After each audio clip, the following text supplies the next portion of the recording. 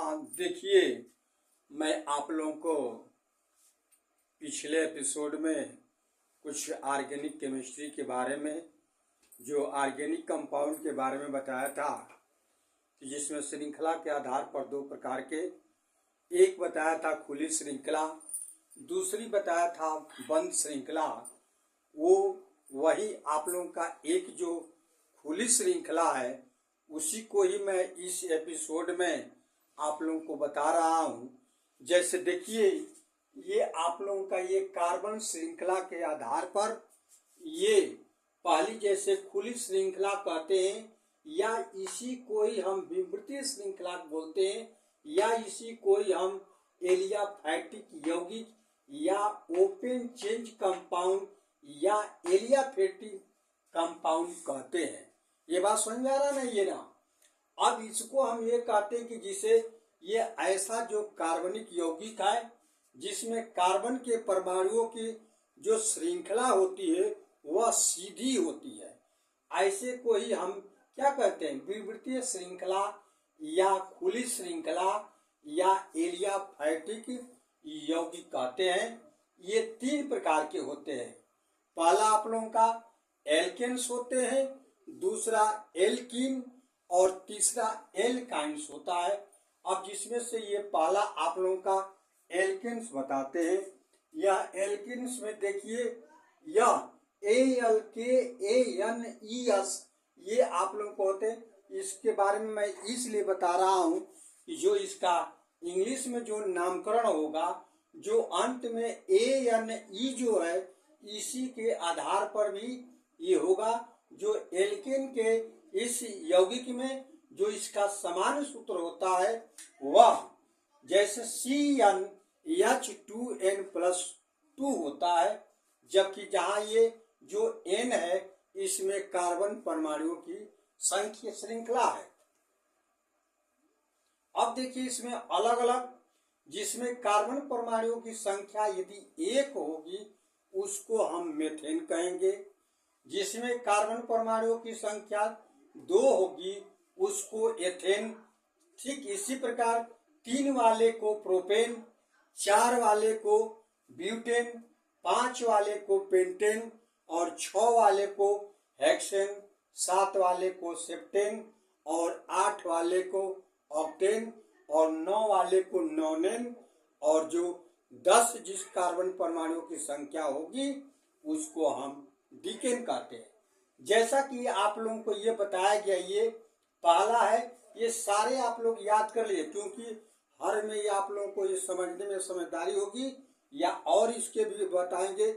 मैं इसकी श्रृंखला अलग अलग एपिसोड के अनुसार मैं आप लोगों को ये दूंगा, बताऊंगा। कि जैसे देखिए मेथेन लिखा गया है, अंत में यहाँ पर देखिए ANE जुड़ा हुआ है, तो जैसे देखिए यह मेथेन है CH4 और ये एथेन है C2H6 है, और प्रोपेन C3H8 और ब्यूटेन C4H10, और यह पेंटेन है, पेंटेन में C5H12 और यह हेक्सेन में C6H14 और सेप्टेन में C7H16, और ये डीकेन में आप लोगों का ये जो देख रहे ऑक्टेन है, ऑक्टेन में आप लोगों का C8 और H18 है, और नोनेन में C9H20, और अंत में जो डीकेन है C10 और H22 होता है। ये आप लोग इसको ध्यान दे रखिएगा। जैसे मैं आप लोगों को ये बताया कि इसमें जो इसके जो होते हैं, ये जो बंधन होते हैं, इसमें केवल सिंगल बॉन्ड होता है। जो कार्बन के परमाणु जो एक दूसरे से जुड़े होते हैं वह सिंगल बॉन्ड में होते हैं। जैसे देखिए मेथेन में 2 के 3 का मैं ये उदाहरण तरीका पर मैं आप लोगों को मैं समझा रहा हूँ। जैसे मेथेन है, मेथेन का देखिए ये अणुसूत्र CH4 है, जो यह C है ये H अर्थात देखिए सिंगल बॉन्डों से जुड़ा हुआ है।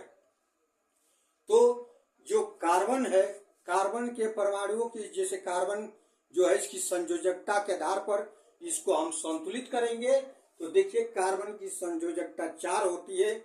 जैसे देखिए इस कार्बन की संयोजकता 1 2 3 4 और हाइड्रोजन की संयोजकता 1 होती है। तो इस हाइड्रोजन के देखिए संयोजकता 1। ठीक इसी प्रकार देखिए यह सिंगल बांडों से जुड़ा हुआ होता है। जैसे C2H6 जिसको हम मीथेन, C3H8 है जिसको हम प्रोपेन कहते हैं। ऐसे ही आप लोगों का सिमिलरली ये जो नाम दिया गया है ऐसे ही सिंगल नाम ये सिंगल बांडों से जुड़े होते हैं। और इसके बाद दूसरा जो देख रहे हैं यह खुली श्रृंखला का जिसको हम एल्कीन बोलते हैं। इसका यह है ALKENES। यहाँ देखिए ये आप लोगों का ए था लेकिन इसमें क्या है ए नहीं। सारे जो नाम ये क्रमवार आएगा तो उसका नाम ANE के जगह पर ENE रखेंगे। ये आप लोगों को समझ में आ रहा है क्लियर ना। और इसमें एक महत्वपूर्ण बात ये और है कि ये जो देख रहे हैं जो यह एल्केन्स है इसमें कार्बन परमाणुओं की 1 से शुरू होती है लेकिन इसमें 1 से शुरू नहीं होती है। कहां से शुरू होती है? 2 से होती है। क्योंकि हम जानते हैं इस यौगिक के जो समान सूत्र होते हैं ये CnH2n होता है और इसमें 2 ही बंड अर्थात डबल बांड होते हैं। डबल बांड का कहने का मतलब ये देखिए जैसे देखिए ये आप लोग का यहाँ डबल बांड, ये गलत लिखा गया है, यहाँ पर डबल बांड होना चाहिए। जैसे देखिए यहाँ पर ये लिखा गया है ये आप लोगों का एथिलीन है। एथिलीन में देखिए ये जैसे CC है डबल बांड, कार्बन की जो संयोजकता है इसको संतुलित कीजिए। जैसे देखिए 1 2 3 4 इस कार्बन का 1 2 3 4 ये हाइड्रोजन की संयोजकता 1। तो ये है आप लोगों का एथिलीन, दूसरा है प्रोपिलीन, तीसरा है ब्यूटिलीन। इसी तरीके से आप लोगों का जो अगला जो देख रहे हैं ये ब्यूटीन के बाद आप लोगों का पेंटीनिन आएगा। तो इस तरीके से नाम होगा। और इसका जो देख रहे सब में यह डबल बांड है, ये है आप लोगों का एल्कीन है। सब इस तरीके से जैसे जैसे नाम दिया गया है सब में AN हटा करके ANE हटा करके ENE सब में क्या कर देंगे? जोड़ देंगे जो आप लोगों का एल्कीन का होगा। और तीसरा ये है आप लोगों का एल्काइन से। देखिए इसमें ALKYNES है अर्थात जैसे एल्केन में बताया गया कि ANE लिखा जाता है उसको हटा करके एक जगह पर हम Y लिखेंगे जिसको हम YNE सबके अंत में जोड़ देंगे।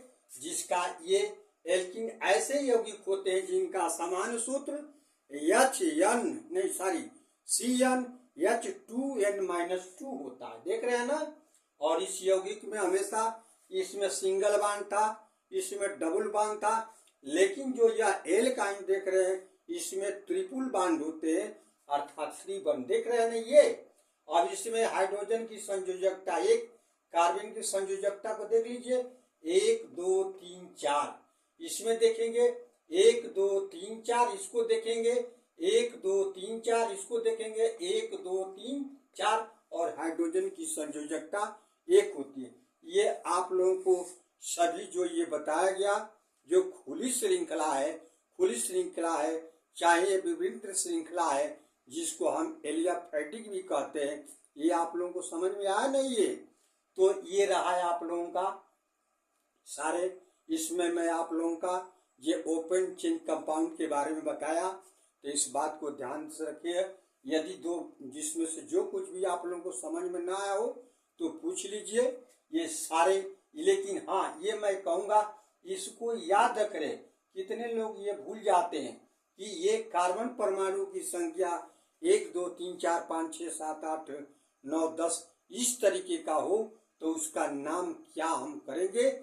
जैसे methane, ethane, propane, butane, pentane, hexane, heptane, octane और ये आप लोगों का डोनेन और डीकेन होता है। ये बात आप लोगों को समझ में आ रहा है ना? यदि ये आप लोगों को ये मेरी वीडियो पसंद आई हो तो प्लीज लाइक एंड सब्सक्राइब और शेयर अवश्य करें। धन्यवाद।